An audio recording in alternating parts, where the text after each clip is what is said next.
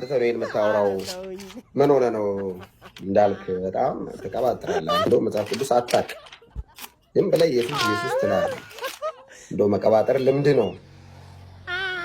ዮሐንስ ጴንጤ የኢየሱስ ክርስቶስን ክብር መገለጥ እየጠበቀ አንዳንድ ሰዎች ጴንጤ ድኛለሁ ብሎ እንደፈለገ ይሆናል የሚባል ጴንጤነት የለም። ወንድማችን ፈለገ በህይወቱ ስተዋቅም አሁን ሳተ ጴንጤ ድኛለሁ ብሎ እንደፈለገ ይሆናል እንደፈለገ የሚባል ጴንጤነት የለም። እኔ በህይወቴ ጾም ያወቁት ጴንጤ ሆኜ ነው። ያውም አዳር ጴንጤ ሲጾም ግብዝ አይደለም። ኦብቪየስሊ ጴንጤ ሲጾም ግብዝ አይደለም። እወቁልኝ አይልም። መንገድ አያዘጋም። አገር ይበጥበጥልኝ አይልም። ጴንጤ ሲጾም ካላንደር ካልተዘጋ መንግስት ፓርላማ ላይ ጾሜን ካላጸደቀ ምናምን አይልም። ኦብቪየስሊ ኦፍኮርስ የጴንጤ ጾም እንደዛ አይደለም።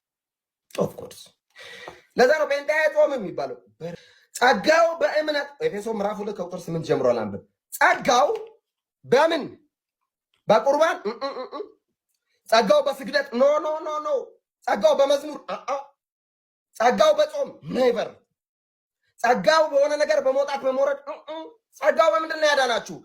ጸጋው በእምነት አድኗችኋልና ይህም የእግዚአብሔር ስጦታ ነው እንጂ ከእናንተ አይደለም። የዳንከው በጣም ቆንጆ ስለሆንክ አይደለም።